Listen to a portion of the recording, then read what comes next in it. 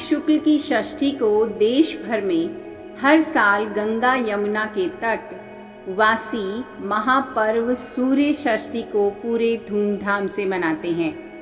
सूर्य षष्ठी के दिन अस्ताचल भगवान भास्कर की पूजा की जाती है और कार्तिक शुक्ल की सप्तमी को उदयमान प्रत्यक्ष देव भगवान आदित्य को अर्घ्य देकर पूजा आराधना की जाती है।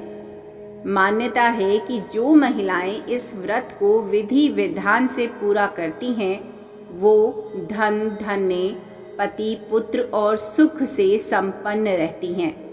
इस व्रत को करने के काफ़ी कठोर नियम हैं और इसे 3 दिन तक किया जाता है।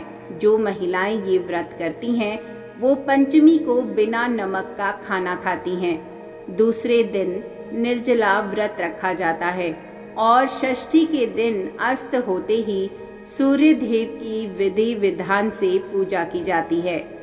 व्रत के तीसरे दिन सुबह जल्दी उठकर नदी या तालाब पर जाकर स्नान किया जाता है। स्नान के बाद जल पर खड़े होकर उगते हुए सूर्य को अर्घ्य दिया जाता है। इसके बाद ही महिलाएं अपना व्रत खोलती हैं।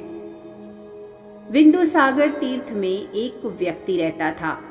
आइए अब सुनते हैं उसी व्यक्ति की सूर्य षष्ठी के पीछे की आस्था यानी व्रत कथा, जिसका नाम महिपाल था। महिपाल धर्म कर्म पर भरोसा नहीं करता था और पूजा का विरोधी था। महिपाल ने एक बार जानबूझकर भगवान सूर्य की प्रतिमा के सामने ही मल मूत्र का त्याग कर दिया, जिसकी वजह से उसकी आंखों की रोशनी चली गई और वो अंधा हो गया। ऐसा होने के बाद वो अपनी जिंदगी से निराश होकर गंगा जी में डूबकर मरने के लिए चला गया। रास्ते में उसकी मुलाकात महर्षि नारद से हुई। नारद जी ने महिपाल को रोककर पूछा कि इतनी जल्दी में कहाँ जा रहे हो। महिपाल रोते हुए बोला कि मेरी जिंदगी दूभर हो गई है, इसलिए गंगा जी में कूदने जा रहा हूँ।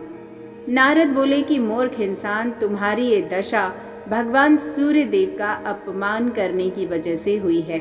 अगर तुम ठीक होना चाहते हो तो कार्तिक महीने की सूर्य षष्ठी का पूरे विधि विधान से व्रत करो। इस व्रत के असर से तुम्हारे सभी दुख और कष्ट दूर हो जाएंगे। महिपाल ने नारद जी की बात मानी और व्रत रखा।